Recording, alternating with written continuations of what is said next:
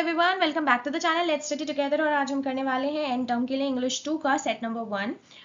Maths का already मैंने channel पे अपलोड कर दिया है, तो आप वो भी जाकर देख सकते हैं। एंड ओपीपी 2 का भी मेरे चैनल पे अपलोडेड है सेट्स, वो भी देख सकते हैं। अब इंग्लिश और मैथ्स में मैं से एक दिन मैथ्स का डाला, एक दिन इंग्लिश का डाला, एक दिन मैथ्स का डाला, एक दिन इंग्लिश का डाला, ऐसे करके पहले इंग्लिश और मैथ्स के सेट्स कंप्लीट करूंगी। 3 या 4 सेट्स कंप्लीट करेंगे हम इंग्लिश और मैथ्स के। उसके बाद में मैं आपको पाइथन के प्रोवाइड करवा दूंगी एंड टर्म के।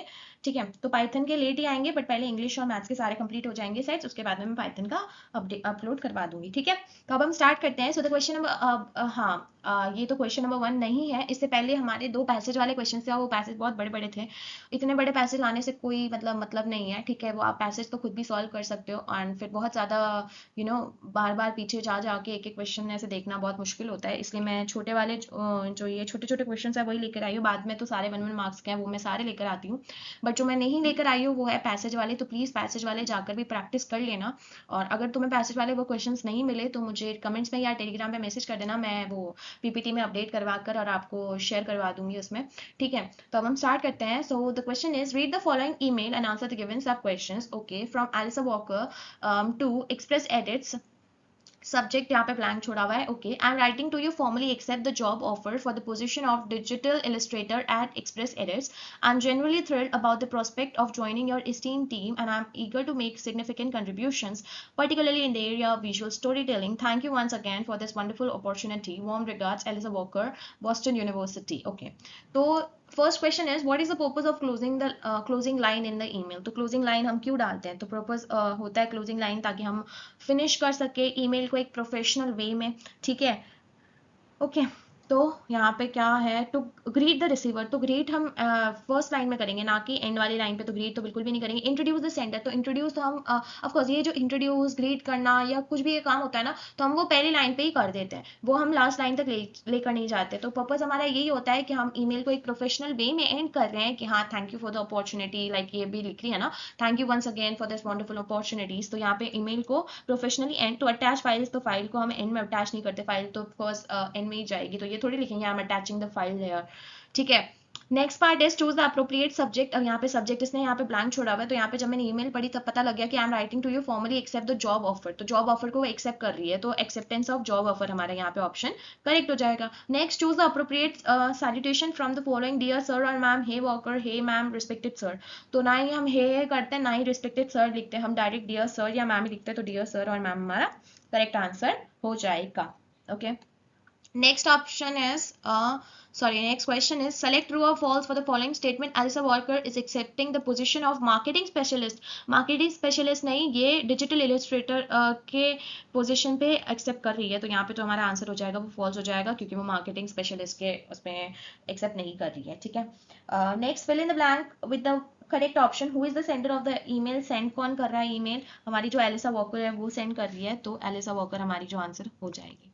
Next question, match the following based on the above data, answer the given sub questions. Now here are the prefixes and suffixes given, और इसके यहाँ पे मीनिंग दिए हुए हैं। यहाँ पे प्रीफिक्सेस मतलब वर्ड के पहले भी लग सकते हैं, और सफिक्सेस मतलब वर्ड के एंड में भी लग सकते हैं। तो अब ये कहाँ लगते हैं और इनका मीनिंग क्या होता है वो हमें बताना है। तो फर्स्ट इज गैमी। तो गैमी हम पॉलीगैमी बोलते हैं। ठीक है, पॉलीगैमी बोलते हैं, मोनोगैमी मैनोगैमी बोलते हैं। पॉलीगैमी और मैनीगैमी क्या होता है?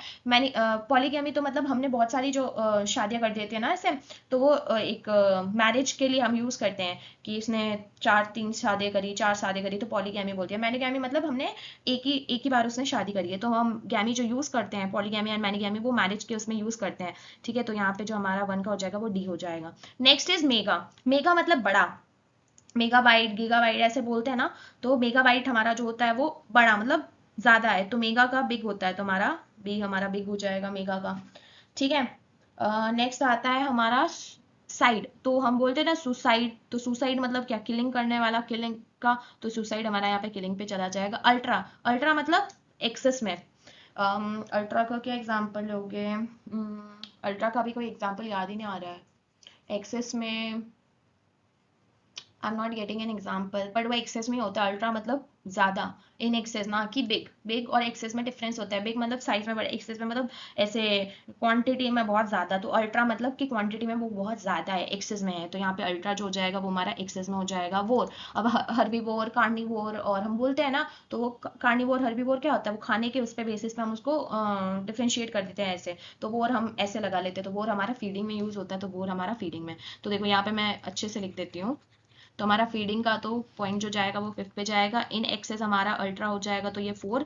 बिग हमारा किस पे है, मेगा बाइट, मेगा बाइट बड़ा, हाँ, तो यहाँ पे 2 पे चला जाएगा। मैरिज में गैमी आ गया तो 1, और किलिंग हमारा हो गया साइड वाला 3। ठीक है, आगे बताएं। So the next question is fill in the blank with appropriate options. Okay, Shilpa decided to dash for a day in order to reduce her body fat. तो Shilpa decided to fasting for a day, faster for a day, fast for a day या fasting for a day. तो of course हम बोलने में पता चल रहा है Shilpa decided to fast for a day in order to reduce her body fat. तो हमारा फास्ट जो हो जाएगा वो आंसर हो जाएगा यहाँ पे। Next, she recall that the day went by much dash than usual, faster than usual, fast than usual, faster than usual या fastly than usual। तो of course faster than usual, fastest by usual तो नहीं होगा, तो faster by usual ही होगा। The day went much by faster than usual. She also hit the gym at the end of the day but didn't exert herself too dash due to her weekend state. तो too poor, most, much या badly। तो she did not exert herself too much यहाँ पे हो सकता है, to most तो होगा नहीं, टू पुअर नहीं, टू मच ही होगा। Yes, too much due to her weekend stay, तो यहाँ पे टू मच हमारा आंसर हो जाएगा। नेक्स्ट का भी फास्टर यही है। She was really happy with the result, so she decided to engage in dash once a week. To engage in fast once a week, fast तो नहीं हो सकता है। To engage in fasting once a week, to engage in fasting once a week, fasting हो जाएगा हमारा। ठीक है, next, she decided that on every Saturday she would fast. अब यहाँ पे फास्ट आ गया अपने आप, तो शी वुड फास्ट हमारा आंसर हो गया। नेक्स्ट आगे बढ़ते हैं। Study the conversation given below and answer the given, answer the questions that follow by the filling the blanks with the most contextually appropriate expressions। Okay, तो ये हमारा जो क्वेश्चन 2 में भी ऐसे टाइप के क्वेश्चंस आए थे, तो ऑफकोर्स इंटर में भी आने हैं, तो ये करते हैं हम। तो जज बात कर रहा है, जज बोल रहा है, mister 4% it is correct that the jury has reached a verdict. तो 4% कुछ बोलता है, yeah sure we have, yes of course we have your honor। अब of course जज से बात कर रहा है तो your honor भी तो बोलेगा ही ना, तो यहाँ पे we have your honor हमारा आंसर करेक्ट हो जाएगा बिना कुछ जाने समझे। ये तो बहुत इजी क्वेश्चन है। सेकंड, क्लर्क कुछ बोल रहा है, तो क्लर्क क्या बोल रहा है, हे defendant why don't you rise for the reading of the verdict now, the defendant will please give the rise for the reading of the verdict, stand up defendant। तो of course वो जो clerk हमारा जो बोलता है वो यही बोलता है ना, ऐसा थोड़ी बोलेगा हाई डिफेंडेंट खड़े हो जाओ अपने वर्डिक्ट देने के लिए, वो यही नहीं बोलेगा, वो सबके सामने यही बोलेगा ना, the defendant will please rise for the reading of the verdict. तो यहाँ पे हमारा जो ऑप्शन नंबर 2 है वो करेक्ट हो जाएगा। थर्ड, ओके थर्ड तो पढ़ा ही नहीं है, ठीक है। As to GS 15A to 2000 murder in the first degree, what is the jury's verdict? 4% we the jury find the defendant Catherine Daniel Clark not guilty of first degree murder of Mr. Chase Andrews. Members of the jury of 4% has announced the final following verdict, this murder in the first degree not guilty। अब वो guilty नहीं है, तो third में हमारा जो collectively सब बोलते हैं, members of the jury is that your verdict, do you all agree with the verdict, are you sure is that your verdict। तो सबसे वो पूछता है कि जो भी मेंबर्स है जूरी के, आप वो है क्या क्या कहते हैं इसको, I am not getting that word यार, मेंबर्स आप जूरी के, आप यही आपका वर्डिक्ट है, do you all agree with your verdict, वो ये नहीं पूछेगा, ये पूछेगा members of the jury is that your verdict, क्या ये आपका वर्डिक्ट है। तो ऐसे एकदम फॉर्मल वे में बात करता है ना जज, तो ठीक है। येस जज, if anyone said no please raise your hand, nobody raises their hand. Do you wish the jury to be polled, no party makes an application for a poll. तो जज हमारा फिर बोलता है, well ain't the jury of the one minded here, the jury does not uphold its verdict, the jury uphold its verdict। तो यहाँ पे do you wish to jury, और फिर वो कोई भी एप्लीकेशन नहीं मिलती पोल की, तो वो बोल देता है ज्यूरी अपहोल्ड इट्स वर्डिक्ट। तो हमारी जो ज्यूरी है वो उसका वर्डिक्ट होल्ड कर रही है, ऐसा नहीं है कि वो अपना चेंज कर देगी, वो अपना होल्ड कर रही है। ठीक है, फिफ्थ ब्लैंक फिल करना है, तो fifth is dash Mrs Clark you are free to go and apologise behalf on the state for the time you have reserved, the jury is hereby discharge from the case. और फिर वो बोल देते ना the court is dismiss, तो यहाँ पे जब द कोर्ट इज डिसमिस हमारा आंसर हो जाएगा। ठीक है, आगे बढ़ते हैं। So the next question is choose the correct answer. अब यहाँ से हमारे जो मेजर सारे टेंसेस के या कुछ के भी वो क्वेश्चंस आएंगे मॉडल वर्ब्स के चेकिंग के, वो सारे यहाँ से स्टार्ट हो जाते हैं. So choose the correct answer. A, they won the match despite all the odds, and B, they won the match in spite of all the odds. Which one is correct? अच्छा, हमें बताना है कि A correct है, B wrong है, A wrong है या B correct है, दोनों ही करेक्ट है या दोनों ही रॉन्ग है. तो हमारा जो दोनों सेंटेंसेस है वो दोनों सही है. They won the match despite all the gods, and they won the match despite of all the odds. Despite and spite of mean the same only, that is even though या regardless of. ठीक है, तो ये दोनों का meaning same ही होता है, but हम डिस्पाइट के साथ में कभी भी ऑफ नहीं लगाते हैं, स्पाइट के साथ नहीं लगाते हैं. तो ये दोनों despite and spite of same he mean करते हैं. तो यहाँ पे ये दोनों सही यूज हुए हैं. ठीक है, तो बोथ आर करेक्ट हमारा आंसर हो जाएगा. दोनों ही सेंटेंसेस हमारे सही है. Fill in the blanks with the most appropriate contrast word. I am quite well now dash I had a bad headache yesterday. Unlike I had a bad headache yesterday, unlike तो हो नहीं सकता है. For I had a bad headache, although I had a bad headache, although I had a bad headache, so I had a bad headache, so I had bad headache नहीं होगा. ठीक है, क्योंकि हमारा जो ऑल्दो है वो हमारा कॉन्ट्रास्ट बताता है और वो हमारे जो दो क्लॉजेज है उसको ज्वाइन करता है. अनलाइक जो है ना वो हमारा एक हम जब यूज करते हैं, जब हम दो नाउन को कंपेयर कर रहे हो तब हम अनलाइक का यूज करते हैं. फॉर का मतलब होता है हम जब भी because for this we have done this, तो बिकॉज के साथ में ज्यादा फॉर लगता है. और जो हमारा सो है वो रिजल्ट को शो करता है, ना कि हमारे कंपैरिजन कंट्रास्ट शो करता है. ठीक है, आगे बढ़ते हैं. So the next question is fill in the blank with the most suitable option. They have been living there dash last year, to last year, since last year, as last year या for last year. अब देखो to और as तो हो नहीं सकते बच्चा, हमारे पास में सिंस और फॉर. सिंस और फॉर में मेजर कंफ्यूजन आता है क्योंकि डिफरेंस नहीं पता होता, तो मैं बता देती हूँ. जो हमारा सिंस होता है ना वो हम जब यूज करते हैं जब हम किसी चीज का कोई स्टार्टिंग पॉइंट मेंशन कर रहे हो.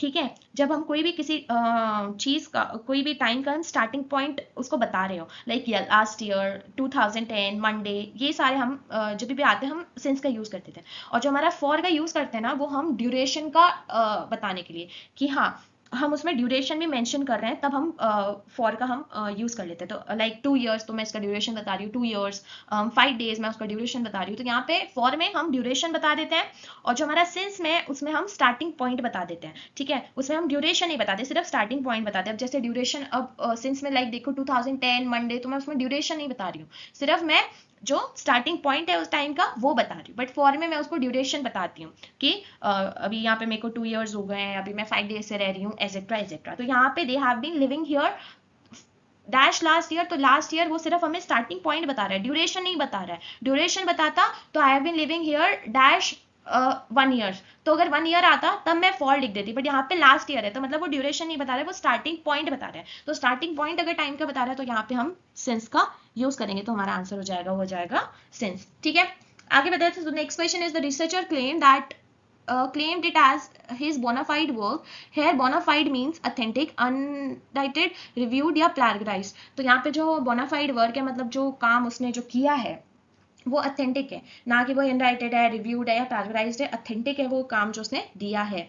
ठीक है, तो यहाँ पे अथेंटिक हमारा आंसर हो जाएगा. Next, identify the number of suffixes in the following sentence. अब सफिक्सेस वो होते हैं हमारे वर्ड्स जो ऐसे वर्ड्स होते हैं जो हमारे सेंटेंस के ऐड में ऐड होते हैं, जिससे हमारा मीनिंग बढ़ जाए या ग्रामर चेंज करने के लिए, मीनिंग को चेंज करने के लिए हम सफिक्सेस ऐड कर देते हैं.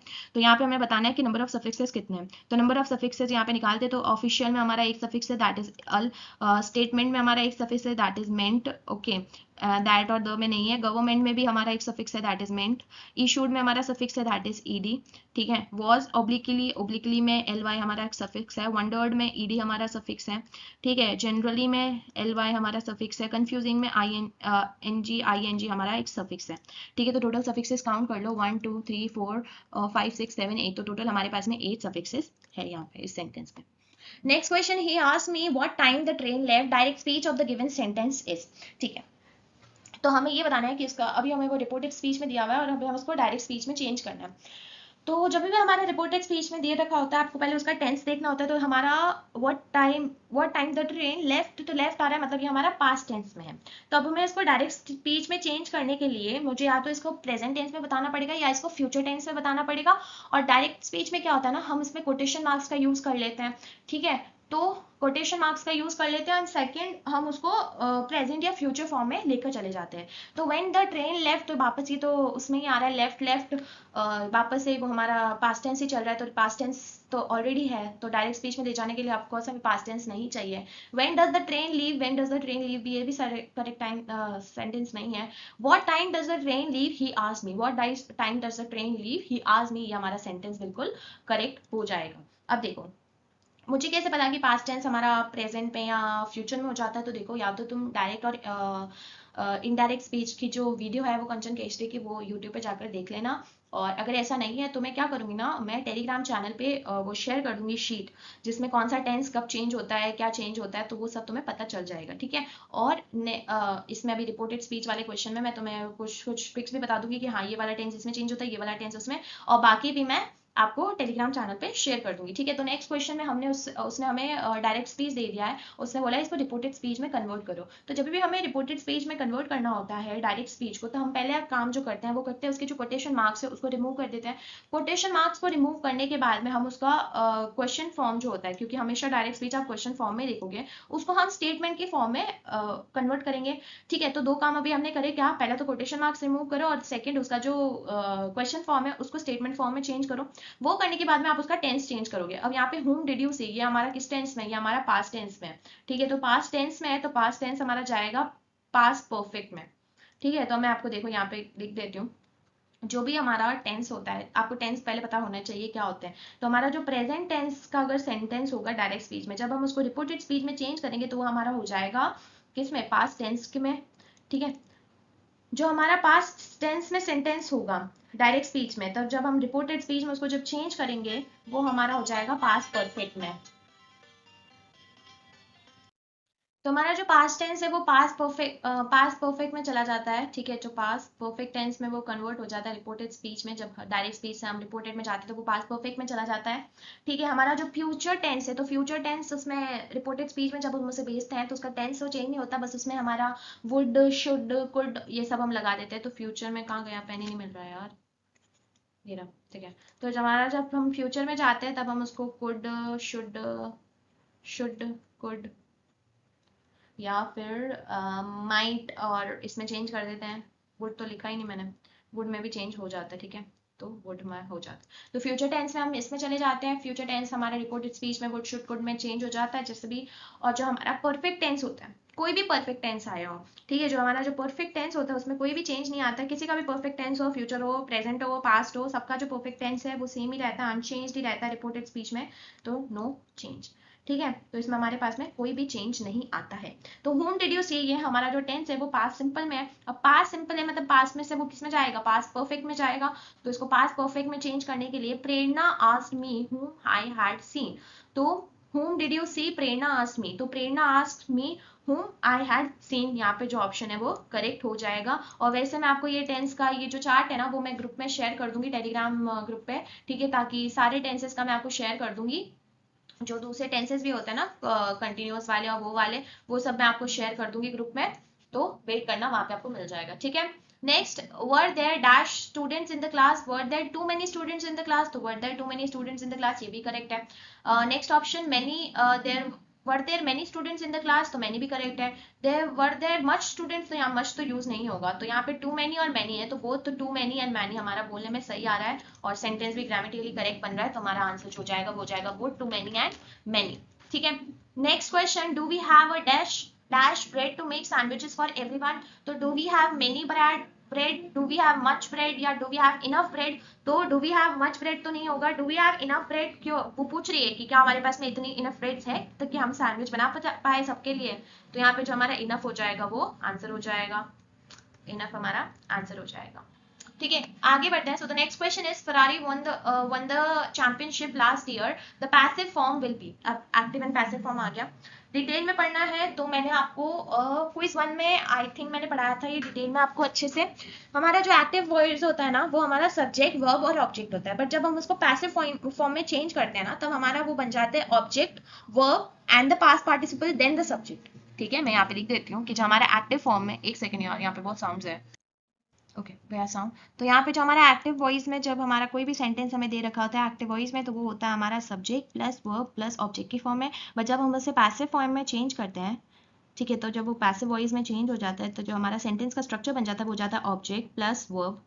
कभी कभी हम वर्ब के साथ में बी भी ऐड करवा देते हैं, ठीक है, कभी कभी, हर केस में नहीं, पर कभी कभी उसके साथ में हम पास पार्टिसिपल भी यूज कर देते हैं। पास पार्टिसिपल हमारा एक वर्ब की फॉर्म होती है, बट वो हमारे एडजेक्टिव्स की टाइप की तरह होती है। तो पास पार्टिसिपल नहीं, हाँ, पास पार्टिसिपल ऐड करवा देते हैं और उसके बाद में हम उसका सब्जेक्ट ऐड करवाते हैं, ठीक है। तो Ferrari one the championship last year. तो यहाँ पे जो फरारी है वो हमारा क्या हो गया, सब्जेक्ट हो गया, वन हमारा क्या हो गया, वर्ब हो गया, और जो हमारा चैंपियनशिप हो गया हमारा वो हो गया ऑब्जेक्ट। तो चैंपियनशिप तो हमारा पहले आएगा, तो चैंपियनशिप जब पहले आएगा तो हमारा एक ही ऑप्शन में द चैंपियनशिप पहले, तो हमारा ये आंसर हो जाएगा। सिंपल, ये याद रखो कि देखो डायरेक्ट ऑप्शन में हमें आंसर मिल गया, ठीक है। Next question, the younger generation prefers scratch denims, the participle in this sentence as a participle. जैसे मैंने आपको बताया कि एक वर्ब की फॉर्म होती है जो हमारी काम कैसे करती है, एडजेक्टिव की तरह काम करती है हमारी, ठीक है। तो यहाँ पे जो हमारी पार्टिसिपल है ना वो दो टाइप की होती है। पहला होती है हमारी प्रेजेंट पार्टिसिपल और सेकंड होती है हमारी जो पास्ट पार्टिसिपल होती है, ठीक है। तो जो प्रेजेंट पार्टिसिपल होती है ना वो हमारी आईएनजी से एंड होती है, और जो हमारी पास्ट पार्टिसिपल एंड होती है वो हमारी ईडी से एंड होती है, ठीक है। तो यहाँ पे आप देखो आईएनजी या ईडी से कोई एंड हो रहा है क्या, तो हाँ बिल्कुल हो रहा है। ईडी से यहाँ पे हमारा एंड हो रहा है, तो मतलब स्क्रैच हमारा यहाँ पे पार्टिसिपल पास्ट पार्टिसिपल बन जाता है, तो स्क्रैच हमारा यहाँ पे आंसर हो जाएगा। पार्टिसिपल हमारी यहाँ पे पास्ट पार्टिसिपल यूज हुई है और वो पार्टिसिपल है हमारी स्क्रैच, ठीक है। Next question, Ravi did not listen at all, the sentence is grammatical. अब बताना है कि Ravi did not listen at all ये हमारा सेंटेंस ग्रामेटिकली करेक्ट है या नहीं है।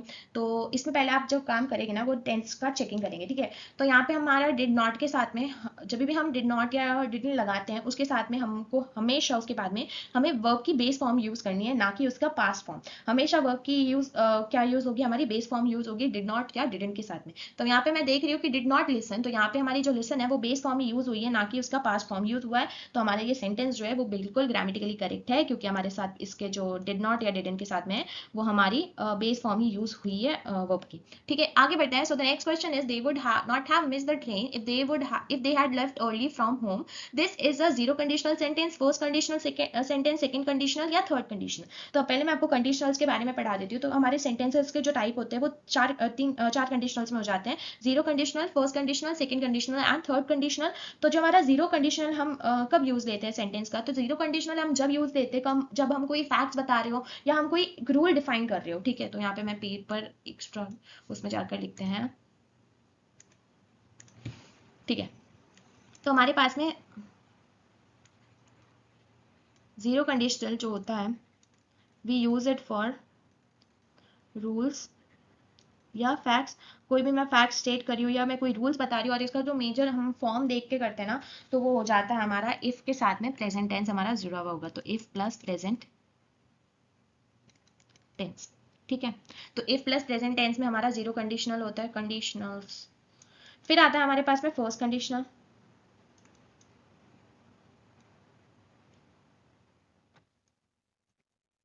तो फर्स्ट कंडीशनल में हमारे पास में क्या होता है, फर्स्ट कंडीशनल में हमें रियल फ्यूचर देखते हैं। अब रियल फ्यूचर कैसा होता है, मतलब वो फ्यूचर में वो काम हमारा वो होना ही है। अगर वो फ्यूचर में वो बात सही हुई तो वो काम हम करेंगे ही करेंगे। लाइक अगर मैं एग्जांपल लूँ कि if it will rain I will not go to the office, मतलब अगर बारिश हुई तो पक्का है कि मैं ऑफिस नहीं जाऊंगा, ठीक है। तो ये हमारा रियल फ्यूचर, ये एग्जांपल हो गया रियल फ्यूचर का। तो फर्स्ट कंडीशनल हम रियल फ्यूचर के लिए यूज करते हैं, it is use for real future.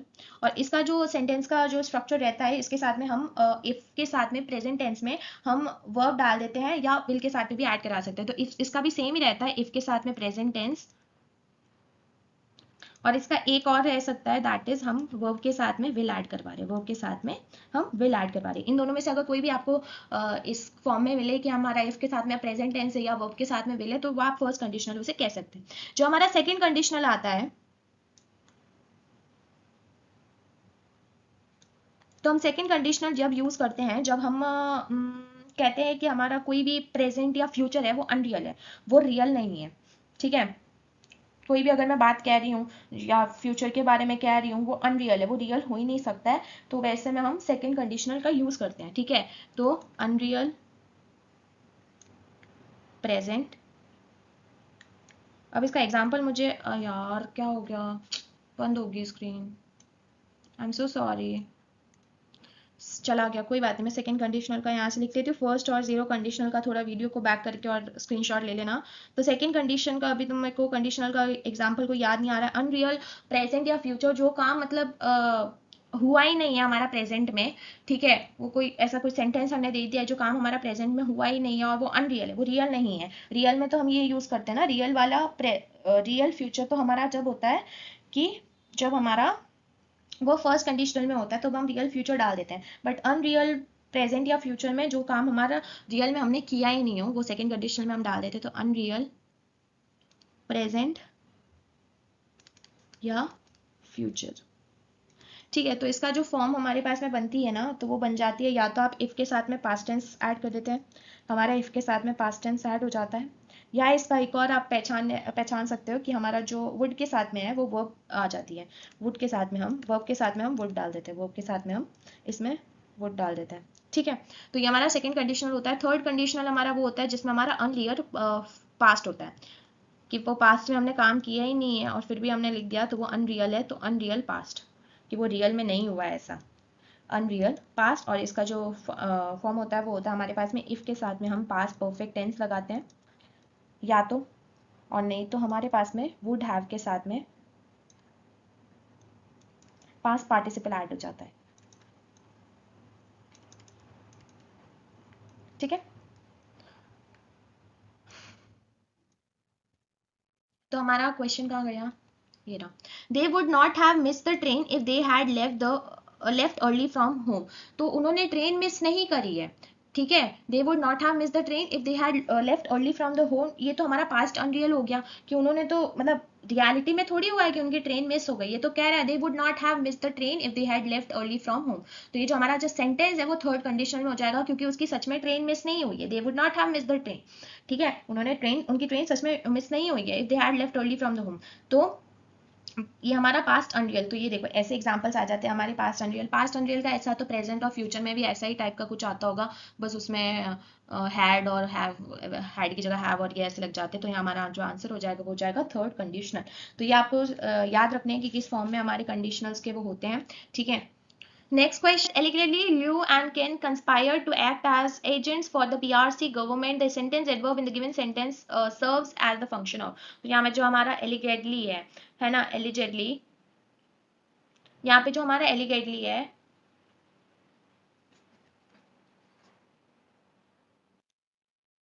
so the next question is allegedly Liu and Chen conspired to act as agents for the PRC government. The sentence adverb in the given sentence serves the following function. तो यहाँ पे हमारे पास जो allegedly है वो हमारा एक adverb की तरह काम कर रहा है और वो बोल रहा है, वो अपना पॉइंट ऑफ व्यू बता रहा है, स्पीकर अपना पॉइंट ऑफ व्यू बता रहा है कि वो एजेंट्स की तरह एक्ट करती है पीआरसी गवर्नमेंट जो है हमारी। लियू एंड चेन कंस्पायर्ड, तो यहाँ पे जो allegedly है हमारा वो एज पॉइंट ऑफ व्यू बता रहा है, और ये जो हमारा allegedly है वो हमारा एडवर्ब है, तो इट इंडिकेट्स द एटीट्यूड या पॉइंट ऑफ व्यू। तो ये हमारा आंसर हो जाएगा, ठीक है। आगे बढ़ते हैं। So the next question is identify the adjectival clause in the following sentence and noun it modifies. अब ऑफ कोर्स सबको याद होगा एडजेक्टिवल क्लॉज क्या होते हैं। क्लॉज हमारे वो होते हैं जो हमारे एज स्टैंड अलोन कर सकते हैं सेंटेंसेस में, ठीक है, जो हमारे मीनिंग ऐड करवा देते हैं सेंटेंस में।